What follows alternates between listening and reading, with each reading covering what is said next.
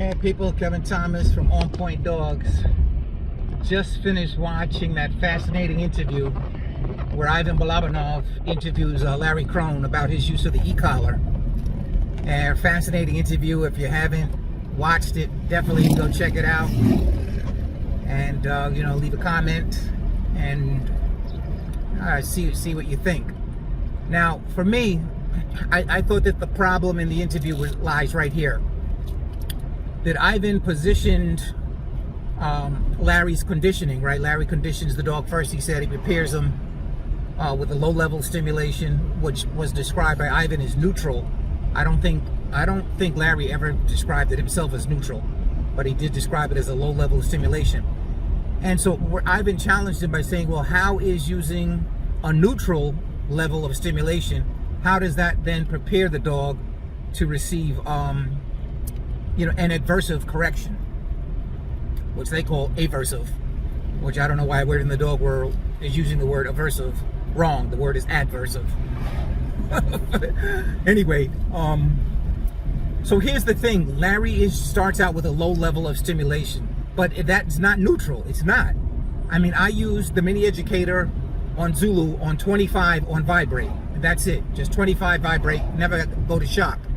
Now, I've tested it on myself, and I've tested on numerous, civilians that, were ignorant about e-collars or had a negative view about e-collars. And on a scale of 1 to 10 in terms of pain, everybody agrees that 25 vibrate ranks a 0 in terms of pain. So it's off the scale as far as pain, right? It doesn't even register at all. But yet, even though it's a 0 in terms of pain, it's still sufficient to interrupt Zulu's unwanted behavior. It's still sufficient to disrupt whatever he's doing, and that's the value of it. So had they just, reached that point and saying, okay, listen, I'm conditioning him because it's not neutral level of stimulation, it's just a low level of stimulation, and then if I have to go to a higher level of stimulation, the dog already knows how to turn it off, how to turn off that adversive use of the e-collar. All right. And so they really got stuck on that and just were going back and forth for so long, in that one point, and it could have been, cleared up quite simply. And Larry did bring out one good example to defend his position, where he talked about boxing and saying, okay, the first time, he got in a boxing ring, fighters took it easy on him, and they weren't blasting him full force in the face. Because if they had blasted him full force in the face, his entire central nervous system might have shut down and he would have been knocked unconscious. So, he was conditioned, with some light jabs and stuff like that. And then over time, he was able to take, harder and harder punches. So again, that first night of sparring, you can't call that neutral. You can't call those punches neutral. They're still adversive, but they're just not, severe or extreme. So let's get into it. Let's get into the rest of this, which is how I use the e-collar with Dutch Shepherds and why I think the tool is a godsend. So Zulu is the first dog that I've ever used the e-collar on. And he's 2 years old now, and he went on the e-collar when he was 7 months old. Now, previous to that, I was not someone that was opposed to the e-collar, but I saw it as a tool best reserved for real extreme cases, right, where behavior needed to be addressed and corrected. Because, we're talking about, electrocuting the dog, right? That's the way I saw it. So, never used it. And then in 2019, a friend of mine, Art Hahn, shout out to Art Hahn, Carolina dog, he showed me, he introduced me to the modern day e-collar. He showed me the one that he was using. And that's when I realized that modern day e-collars have 3 different modes: tone, vibrate, and shock.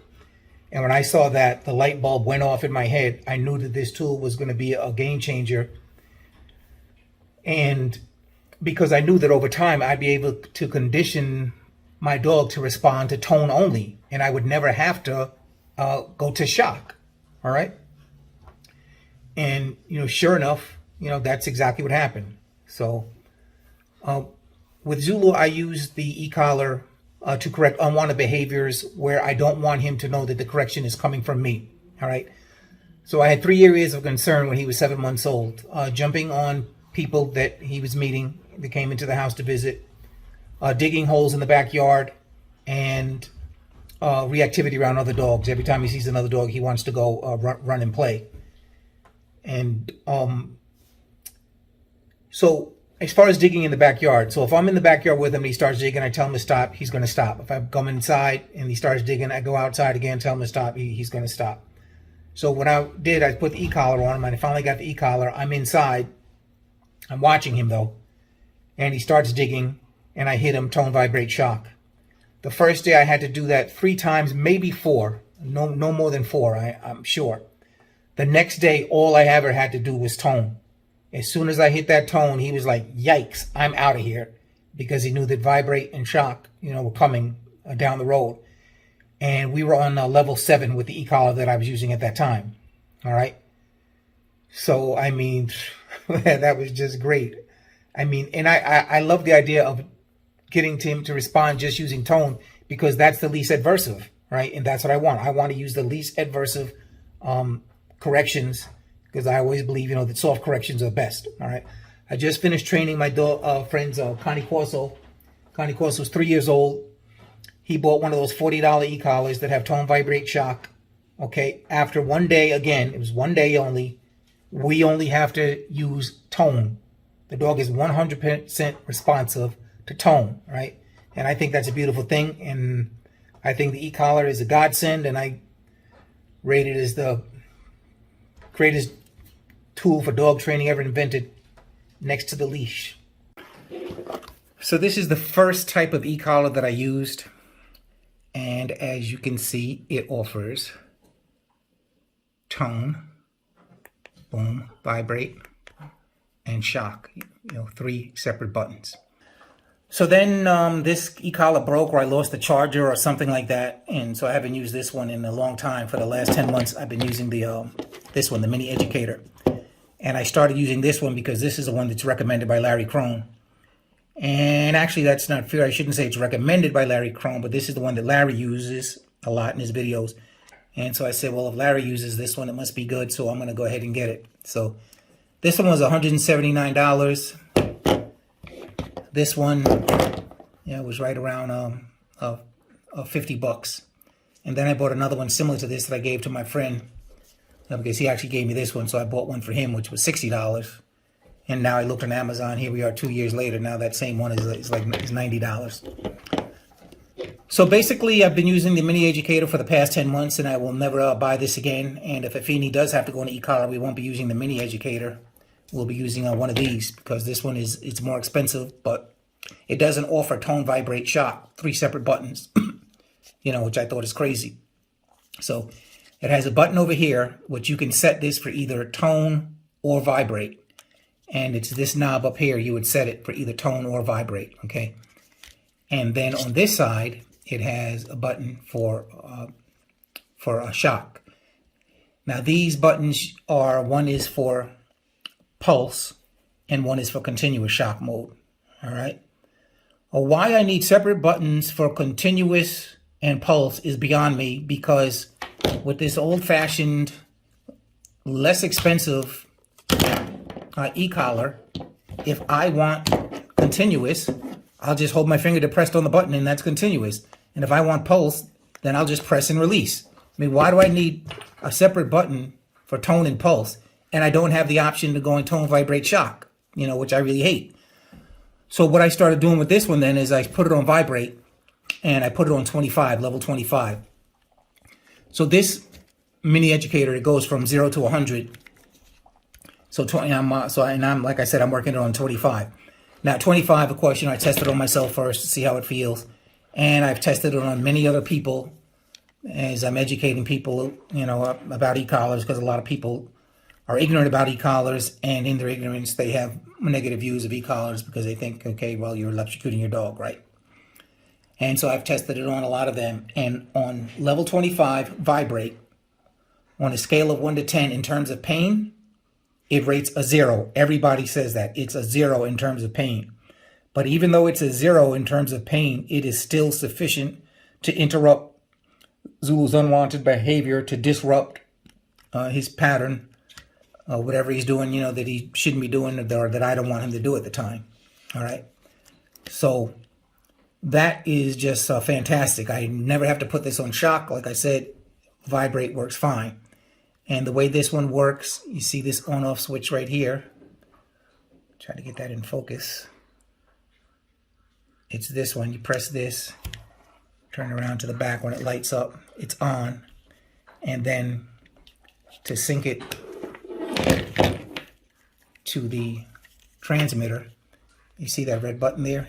You touch it to the red button over here. When that green light comes on, now the receiver is on. Okay. So I mean, that's it. I mean, it's a great tool, and strongly recommend it. I mean, I think it's a godsend for dog owners, and I rate it right up there. Probably the second greatest training tool ever invented, next to the leash. So. Now, Afeni is now 10 months old, and she's never been on an e-collar or a prong collar. And not that she doesn't have any unwanted behaviors, but it's just that unwanted behaviors such as unwanted aggression towards humans, I'm not resorting to the e-collar to address that. For the most part right now, I ignore the unwanted behavior unless I'm having a conversation with someone outside and she's with me and she's barking at the person, growling, whatever, and basically interfering with the conversation. So then I will correct her, and the correction there is a no, a stern no, with a leash correction, you know, maybe anywhere from 1 to 3, you know, wrist pops on a leash. So basically that's how I use the e-collar. And comment down below how you use it, and what did you think of that interview with Ivan Balabanov, or Ivan Balabanov, and Larry Krohn. Man, by the way, Afeni's not allowed on the couch when my wife's around. My wife is at work right now, and you know what they say, when the wife's away, the dogs and the hubby will play.